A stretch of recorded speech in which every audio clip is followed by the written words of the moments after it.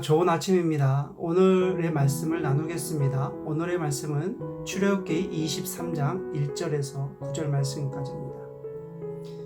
1절 너는 거짓된 풍설을 퍼뜨리지 말며 악인과 연합하여 위증하는 증인이 되지 말며 다수를 따라 악을 행하지 말며 송사의 다수를 따라 부당한 증언을 하지 말며 가난한 자의 송사라고 해서 편벽되이 두둔하지 말지니라.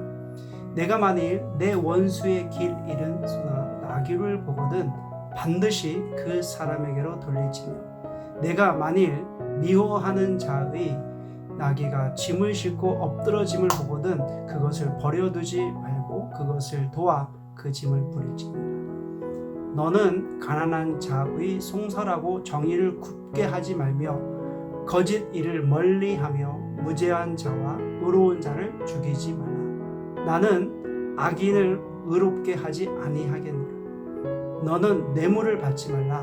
뇌물은 밝은 자의 눈을 어둡게 하고 의로운 자의 말을 굽게 하느니라. 너는 이방 나그네를 압제하지 말라. 너희가 애굽 땅에서 나그네 되었었은즉 나그네의 사정을 아느니라. 오늘 말씀을 통해서 누구의 소리를 들을 것인가? 세상을 살아가면서 나만의 기준이 되어버린 것이 있습니다. 저는 한국에 있을 때는 신토불이라는 말이 기준이 되었습니다. 나도 모르게 한국에 살다 보니까 한국에 대한 자부심이 있고요. 또 한국에서 생산된 농산물이 세계 최고이며 나의 몸에 가장 잘 맞는다라는 말이 바로 신토불이잖아요. 지금도 그 말이 익숙하고 또 나의 기준이 돼서 농산물을 찾을 때는 한국산을 찾습니다.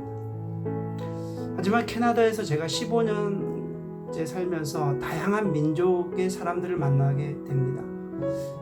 그토록 우리가 무시하고 좋게 생각하지 않았던 중국산인데 밴쿠버에는 수많은 중국 사람들이 살고 있습니다. 밴쿠버에 약 한 20만 명 살고 있거든요. 근데 그분들에게 의해서 추천받은 약재는 내가 그동안 기준이 되었던 어떤 신토부리의 생각을 뛰어넘게 된다라는 것입니다. 오늘 말씀은 하나님의 거룩한 선민이 이 땅 위에서 누구의 소리를 듣고 살아야 됨을 말씀하고 있습니다. 자, 1절 말씀을 보겠습니다. 너는 거짓된 풍설을 퍼뜨리지 말며 악인과 연합하여 위증하는 증인이 되지 말며. 내 입술을 열어서 퍼뜨려야 될 것이 무엇입니까? 거짓된 말들 아니면 악인과 연합하는 그런 위증이 아니라 하나님의 거룩한 백성으로서의 합당한 말을 우리가 이야기해야 됩니다. 또 2절 말씀해 보니까 다수를 따라 악을 행하지 말며 송사에 다수를 따라 부당한 증언을 하지 말며. 우리가 생각해보면 다수가 결정하면 그것이 다 정당한 결정인 줄 압니다. 다수의 의견이 또한 전체의 의견으로 생각되어지기도 합니다. 하지만 다수의 결정으로 예수님은 십자가에 못 박히셨습니다. 요즘 유튜브에서 제일 많이 구독하는 사이트 중에 하나가 바로 이단 사이트입니다. 얼마나 많은 사람들이 보고 구독하는지 모릅니다. 여러분, 하나님의 선민은 다수의 의견을 따라가는 것이 아니라 하늘의 음성을 쫓아가는 것입니다. 자, 3절 말씀에 보면 가난한 자의 송사라고 해서 편벽되이 두둔하지 말지니. 6절 너는 가난한 자의 송사라고 정의를 굽게 하지 말라. 성경은 아주 냉정하게 말합니다. 가난한 자에 대한 송사라도 하늘의 음성을 쫓아가야 된다.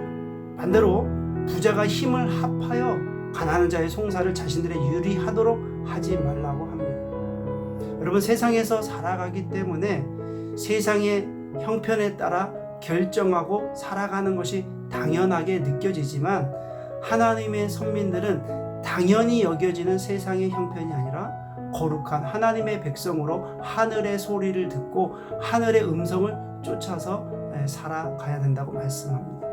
자, 4절 말씀. 내가 만일 내 원수의 길 잃은 소나 나귀를 보거든 반드시 그 사람에게로 돌릴지며 내가 만일 너를 미워하는 자의 나귀가 짐을 싣고 엎드러짐을 보거든 그것을 버려두지 말고 그것을 도와 그 짐을 부려지니라. 여러분, 원수가 넘어지면 얼마나 고소합니까? 원수가 망하면 얼마나 우리가 좋아하겠습니까? 여러분, 원수가 망하면 우리가 속으로 잘됐다고 웃을지도 모릅니다. 그러나 원수에 의해서 내 마음이 동요되지 말라고 말씀합니다.